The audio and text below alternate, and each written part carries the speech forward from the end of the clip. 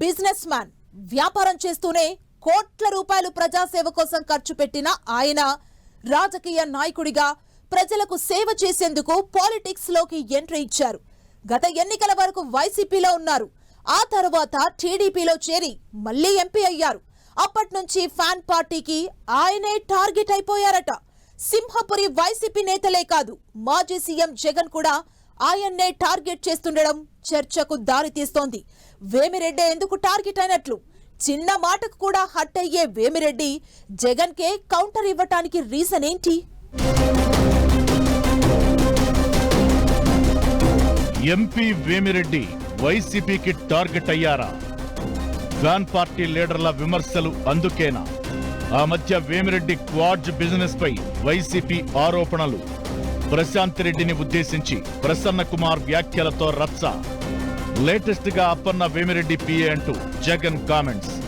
Vemireddy Prabhakar Reddy non controversy leader, మంచి business man కూడా. 2018 వరకు పాలిటిక్స్ తో సంబంధం లేని వ్యాపారవేత్తగా ఉన్న ఆయన అందరివాడిగా ఉంటూ వచ్చారు. 2019లో పొలిటికల్ అరంగేట్రం చేసి వైసీపీ నుంచి ఎంపీ అయ్యారు. ఆ తరువాత జగన్ తో విభేదించి టీడీపీ గూటికి చేరి 2024లోనూ ఎంపీగా గెలిచారు. ఎప్పుడైతే ఫ్యాన్ స్విచ్ ఆఫ్ చేసి సైకిల్ ఎక్కారో అప్పటి నుంచి వేమిరెడ్డి వైసీపీకి తెగ టార్గెట్ అయిపోయారట. ఒకప్పుడు వైసీపీలో ఆయనకు సన్నిహితులుగా ఉన్న నేతలంతా ఇప్పుడు ప్రత్యర్థులయ్యారన్న టాక్ వినిపిస్తోంది. ఆర్థికంగా బలవంతుడుగా మంచి పేరున్న లీడర్గా ఉన్న వేమిరెడ్డి సైకిల్ ఎక్కడం తమకు పెద్ద మైనస్ అయిందని వైసీపీ రగిలిపోతోందట. అందుకే నెల్లూరు జిల్లా ఫ్యాన్ పార్టీ లీడర్లే కాదు, వైసీపీ అధినేత జగన్ కూడా ఆయన్నే టార్గెట్ చేస్తున్నారన్న గుసగుసలు వినిపిస్తున్నాయి. నెల్లూరు జిల్లాలో అంగబలం, అర్థబలం రెండూ జత కలిసి టీడీపీకి అంది వచ్చిన అస్త్రంగా మారడం వల్లే వేమిరెడ్డి ప్రభాకర్ రెడ్డి వైసీపీకి టార్గెట్ అయ్యారన్న చర్చ జరుగుతోంది. ఆ మధ్య వేమిరెడ్డి 400 కోట్ల రూపాయలతో క్వాడ్జ్ ఫ్యాక్టరీ పెట్టి 1000 మందికి ఉపాధి కల్పించాలని అనుకున్నారు. వైసీపీ నేతలు ఆ క్వాడ్జ్ ఫ్యాక్టరీ అనుమతులు, వ్యాపారంపై ఓ రేంజ్ లో విమర్శలు, ఆరోపణలు చేశారు.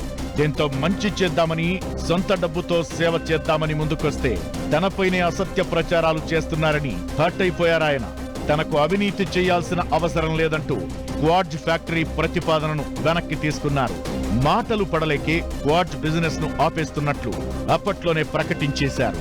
ఆ ఇష్యూ తరువాత సమయం, సందర్భం దొరికిన ప్రతిసారి వేమిరెడ్డి ప్రభాకర్ రెడ్డితో పాటు ఆయన సతీమణి వేమిరెడ్డి ప్రశాంత్ రెడ్డిని టార్గెట్ చేస్తూనే ఉన్నారు వైసీపీ నేతలు.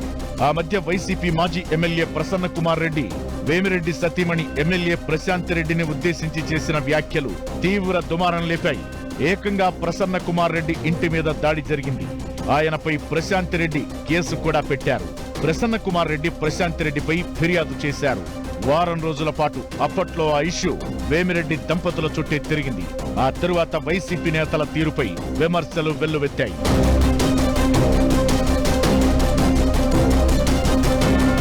ఇక ఇప్పుడు లేటెస్ట్ గా తిరుమల కల్తీ నెయ్యి కేసులో YV Subbareddy PA Appanna arrest వ్యవహారం నెమ్మదిగా వేమిరెడ్డి వైపు మళ్లించే కుట్ర జరుగుతోందని ఆరోపిస్తోంది టీడీపీ. తిరుమల లడ్డూ కేసులో ఆరోపణలు ఎదుర్కొంటూ పోలీసుల అదుపులో ఉన్న చిన్న అప్పన్న ఎంపీ వేమిరెడ్డి పిఏ అంటూ జగన్ చేసిన విమర్శలు చర్చకు దారితీశాయి. దీంతో వేమిరెడ్డి డైరెక్ట్ గా మీడియా ముందుకొచ్చి వైసీపీ అధినేతకు బిగ్ సవాల్ చేశారు.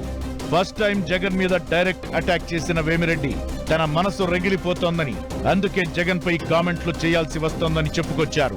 చిన్న అప్పన్నకు తాను డబ్బులిచ్చిన మాట వాస్తవమేనన్న వేమిరెడ్డి అప్పన్న కుటుంబం ఆర్థికంగా ఇబ్బందుల్లో ఉంటే సాయం చేశానన్నారు. సేవాభావంతోనే అప్పన్న కుటుంబానికి 50,000 ఇచ్చినట్లు చెప్పారు. తానేదో తప్పు చేసినట్లు జగన్ మాట్లాడారని మండిపడ్డ వేమిరెడ్డి తనపై చేసిన ఆరోపణలపై దేవుడి ముందు ప్రమాణం చేయాలంటూ సవాల్ చేశారు. వైసీపీని వీడినప్పటి నుంచి వేమిరెడ్డి దంపతులు ఇద్దరు రాజకీయంగా ఒడిదుడుకులు ఎదుర్కొన్నా నిలదొక్కుంటున్నారన్న చర్చ జరుగుతోంది.